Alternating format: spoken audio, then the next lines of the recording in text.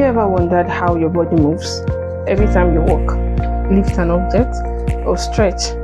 We are using specific anatomical movements in this video.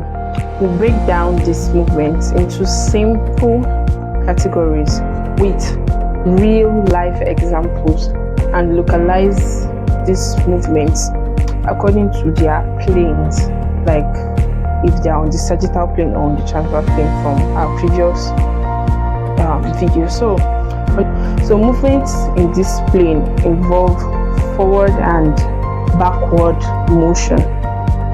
The first example is flexion. When you bend your elbows or your knees, you're performing flexion. For instance, I don't know if you can see my hand. You bend at the angle of your elbow, you're performing flexion. Then the opposite of flexion is extension. Straightening your knees or your hands or standing up from a squat is called extension. So flexion, extension, flexion, extension. Are we putting, like, you can see this motion? Now there's something called hyperextension, like maybe tilting your head backward is an example of hyperextension. Very back. Now on the frontal plane divides the body into front and back halves. Then movements in this plane happen side to side. Example, abduction. Just like lifting your arm or your leg sideways, like this. It moves away from the midline. This is abduction, moving away from the midline. Then there's adduction, which is bringing your arms or your legs. Adduction, which is bringing your arms or your legs towards the body. So bringing it towards the midline is called adduction. Now we have lateral flexion. That is like example is like tilting your head or bending your torso to the side. Lateral flexion.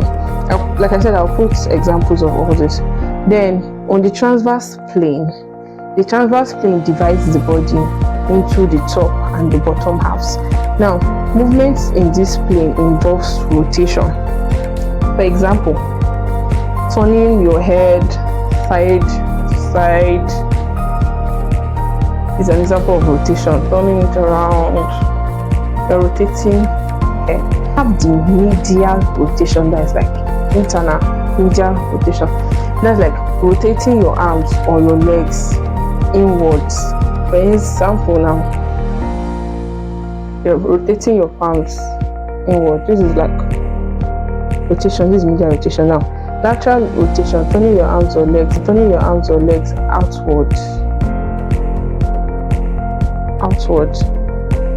I don't know if you understand, but like I said, I'll put links for pictures rather. Then there's the specialized movements. Like some movements don't fit neatly into these categories, like the sagittal, the frontal, the transverse, but they are essential for daily function. One of these movements is circumduction. Now moving a limb in a circular motion, like swinging your arms or your hips when you're doing this exercise that you go around, is called circumduction. Now we have supination and we have pronation. For instance, if we are standing straight in an anatomical positions, your hands are like this but downwards. So now this is supination and this is pronation. Supination, your palms are facing forward, from pronation at the back. Now we have the opposite on the left. We have dorsiflexion and we have plantar flexion. That's lifting your leg up is dorsiflexion. Let's say this is your leg. This is dorsiflexion. This is plantar flexion. Plantar flexion is when your toes are pointing towards the ground. Now we have inversion and eversion. Now inversion and eversion is like, you know, the military people, when they say stand at ease, your legs are literally like this. This is eversion. Then when you bring them together, this is eversion. Now we have protraction and retraction. Now jolting your jaws forward or backward, it's adjusting your jaws forward is protraction, and pulling it back is retraction, like retracting. Then we have elevation and depression.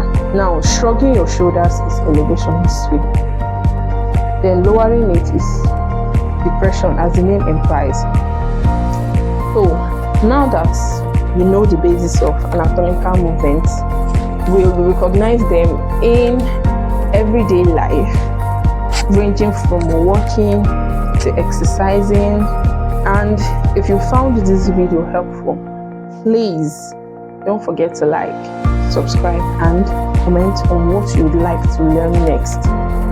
See you in the next one.